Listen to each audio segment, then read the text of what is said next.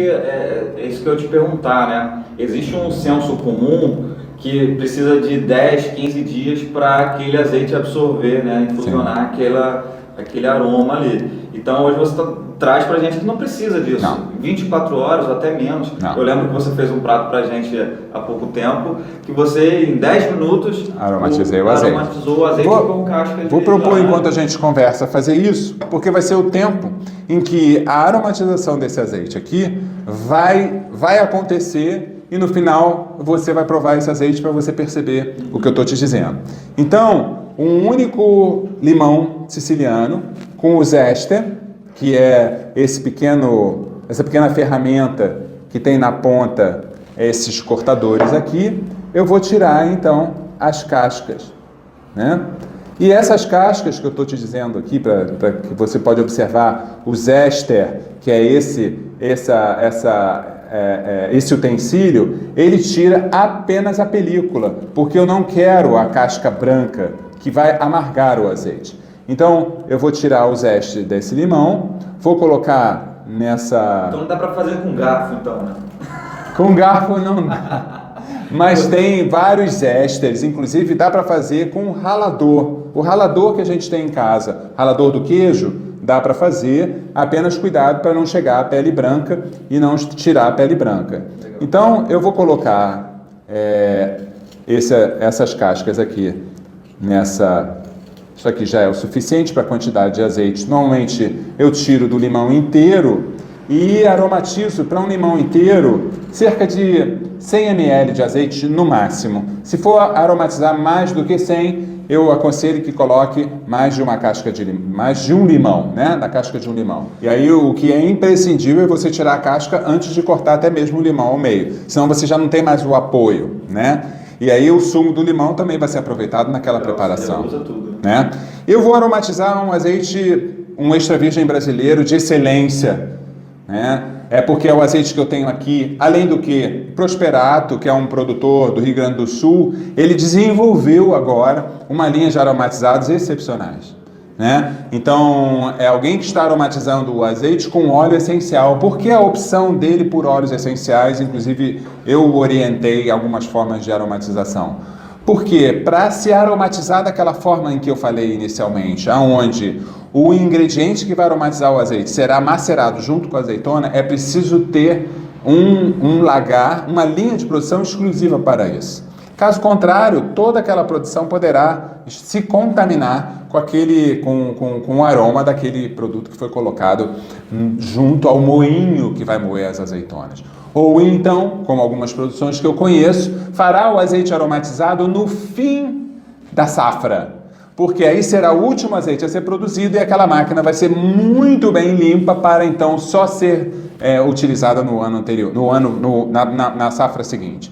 Então, a Prosperato aromatiza seus azeites com óleos essenciais. Agora, esse não é aromatizado. Não é aromatizado, é um azeite de um frutado médio, ele ainda está muito fresco, não seria o ideal, porque eu posso usufruir da sua complexidade sensorial dele in natura.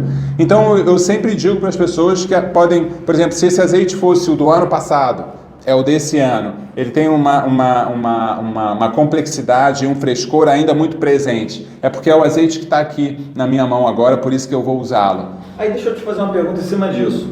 Vamos supor que eu já tenho um azeite de excelência, seja ele a linha que for, mas ele já é de excelência.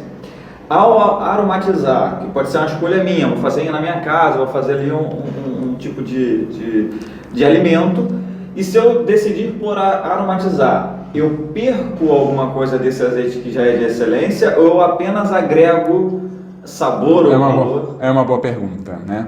Você vai mascarar um pouco daquela complexidade que foi elaborada pelo produtor, como então eu vou aqui fazer uma brincadeira com o Rafael Marchetti, que é o produtor do azeite Prosperato, e não é um pecado, né, aromatizar um azeite como esse. É claro que a qualidade desse azeite aqui vai ser incorporado um aroma de um siciliano, né? Mas aí, assim, eu repito, eu daria preferência a usar um azeite que estaria mais leve, que já teria perdido essa complexidade, porque eu daria novos aromas ao azeite, a esse azeite. Então, como eu estava falando com relação aos industriais, se eles utilizam azeites que já são escondendo alguns defeitos, vamos dizer assim, ou aqueles azeites que têm um frutado muito baixo, sabe, no momento da elaboração de azeite, são muitos os fatores que podem acontecer, né, do momento em que você colheu até aquele momento em que a azeitona foi triturada, está passando pelo momento de batido, em seguida do batido, que é feito hoje numa termobatedeira, que vai para a sua centrifugação. Pode haver algum problema na produção onde o azeite vai estar com muito poucos voláteis. Pode haver uma fuga de voláteis no momento da produção. Essa é a grande diferença, inclusive, que caracteriza a mudança na forma de elaborar o azeite. Porque antes as azeitonas eram maceradas, fossem elas por uma pedra, né? Ou fossem pela pisa, na antiguidade, pela pisa da azeitona, né? O que era importante, fazer a massa, o bagaço da azeitona, polpa e caroço, né? E em seguida era prensado. Na prensa que ocorria, aonde discos eram superpostos no eixo central e a pasta era colocada entre os discos para que então a prensa ocorresse e o sumo escorresse pela lateral para ser então decantado, ali naquele processo já ocorriam perdas de voláteis, além da oxidação da pasta. Então por isso que eu digo que a tradição na elaboração do azeite não é necessariamente sinônimo de qualidade. Porque as novas tecnologias que foram implantadas na produção do azeite a partir do final dos anos 80 e muito mais desenvolvidas na década de 90 do século passado e sobretudo esse século, veio a permitir que após a maceração da fruta, obtenção da pasta, essa pasta ela não vai mais ser prensada. Ela vai ser batida numa termobatedeira. E termobatedeira por quê? A famosa extração a frio.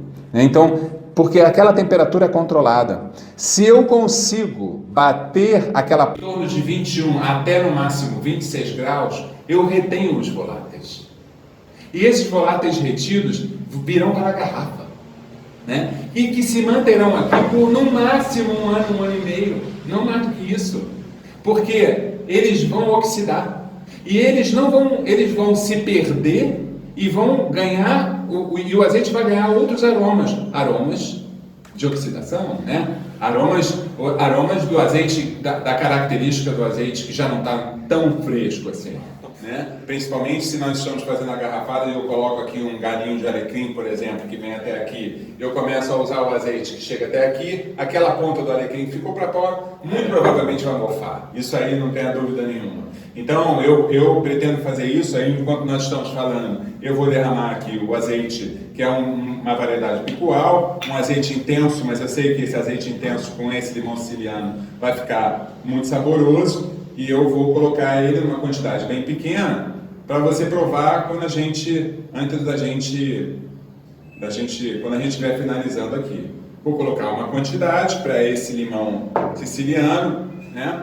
Então, vamos deixar ele aqui, né? Como é um suco natural da fruta, né? E que tem uma composição que absorve muito facilmente moléculas aromáticas, a partir do momento que temos ele fresco, eu oriento a todos a usufruírem de seu frescor, né? Se quer criar uma linha de aromatizados e se está produzindo, e se produz azeite, se é um produtor de azeite, crie azeites aromatizados a partir dos seus azeites que saíram com menor qualidade, com menor complexidade sensorial, porque você dará nova complexidade sensorial.